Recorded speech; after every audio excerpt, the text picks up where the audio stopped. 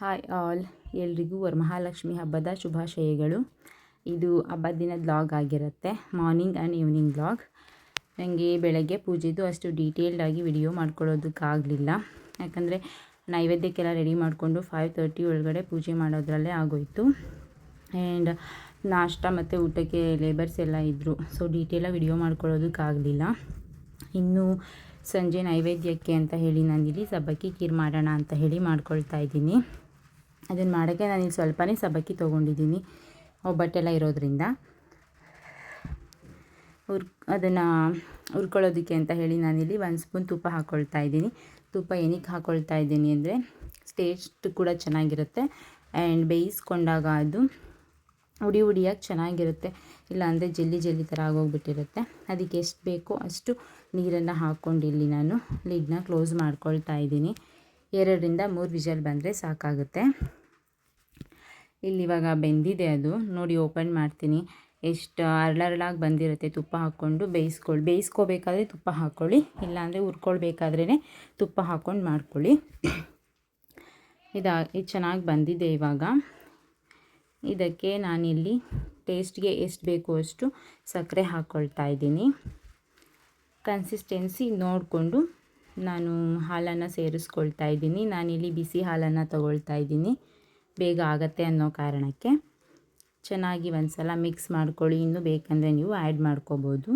ಇಲ್ಲಿ ಕಲರ್ಗೋಸ್ಕರ ನನಗೆ ಕೇಸರಿ ಇರಲಿಲ್ಲ, ಸೊ ಹಂಗಾಗಿ ಫುಡ್ ಕಲರ್ನ ಹಾಕ್ಕೊಳ್ತಾ ಇದ್ದೀನಿ. ಸ್ವಲ್ಪ ಕಲರ್ ಇದ್ದರೆ ಚೆನ್ನಾಗಿ ಕಾಣುತ್ತೆ ಅಂತ ಹೇಳಿ. ಇದು ಒಂದು ಕುದಿ ಬಂದಮೇಲೆ ನಾನಿಲ್ಲಿ ಮನೆಯಲ್ಲೇ ಮಾಡಿರೋ ಅಂಥ ಬಾದಾಮ್ ಪೌಡ್ರನ್ನು ಸೇರಿಸ್ಕೊಳ್ತಾ ಇದ್ದೀನಿ.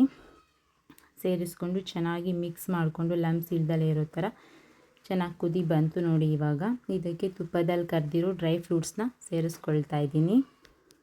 ಸೇರಿಸ್ಕೊಂಡಿದ್ದಾದಮೇಲೆ ಒಂದು ಕುದಿ ಬಂದಮೇಲೆ ಇದಾಗಿದೆ. ಇವಾಗ ನೋಡಿ, ಇದಾಗಿದೆ. ಇವಾಗ ಇನ್ನು ಸಂಜೆ ಪೂಜೆಗೆ ನಾನು ಬೆಳಗ್ಗೆನೇ ನೈವೇದ್ಯಕ್ಕೆ ಇಟ್ಟಿದ್ದನ್ನೆಲ್ಲ ಹಸುಗೆ ತಿನ್ಸೋಕ್ಕೆ ಅಂತ ಹೇಳಿ ಕೊಡ್ತಾ ಇದ್ದೀನಿ.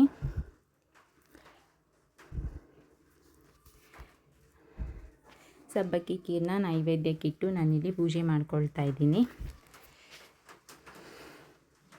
ಮಾರ್ನಿಂಗ್ ಪೂಜೆ ಚೆನ್ನಾಗಾಯಿತು, ಬಟ್ ವಿಡಿಯೋ ಮಾಡ್ಕೊಳ್ಳೋದಕ್ಕಾಗಲಿಲ್ಲ. ಆ್ಯಂಡ್ ಇವಾಗ ಪೂಜೆ ಮಾಡ್ಕೊಳ್ತಾ ಇದ್ದೀನಿ. ಪೂಜೆ ಮಾಡಿ ಅರಿಶಿನ ಕುಂಕುಮಕ್ಕೆ ಕರೆಯೋಣ ಅಂತ ಹೇಳಿ. ಆ್ಯಂಡ್ ಈ ವರ್ಷ ವರಮಹಾಲಕ್ಷ್ಮಿ ರೈತರಿಗೆ ಒಳ್ಳೆಯದನ್ನೇ ತರಲಿ ಅಂತ ಕೇಳ್ಕೊಳ್ತೀನಿ. ಪ್ರತಿ ಸಲವೂ ಒಳ್ಳೆಯದನ್ನೇ ತರಲಿ ಅಂತ ಕೇಳ್ಕೊಳ್ತೀನಿ, ಯಾಕಂದರೆ ರೈತರು ಚೆನ್ನಾಗಿದ್ದರೆ ನಾವು ಚೆನ್ನಾಗಿರ್ತೀವಿ ಅಲ್ವಾ. ಸೊ ಹಾಗಾಗಿ ನನ್ನ ಮಗ ನೋಡಿ ಅಲ್ಲಿ ದೇವ್ರ ಮುಂದೆ ಇಟ್ಟಿರೋ ತಿಂಡಿನೇ ಬೇಕು ಅಂತ ಕೂತಿದ್ದಾನೆ ಕೇಳಿಕೊಂಡು. ಎಷ್ಟೇ ತಿನ್ನಿಸಿದ್ರು ಏನಾದರೂ ಒಂದು ಕಿತಾಪತಿ ಮಾಡ್ತಾನೆ ಇರ್ತಾರೆ ಮಕ್ಕಳು. ನಾನು ಸಿಂಪಲ್ಲಾಗಿ ಚೆನ್ನಾಗಿ ಮಾಡ್ಕೊಂಡಿದ್ದೆ ಪೂಜೆ ಎಲ್ಲ ಚೆನ್ನಾಗಾಯಿತು.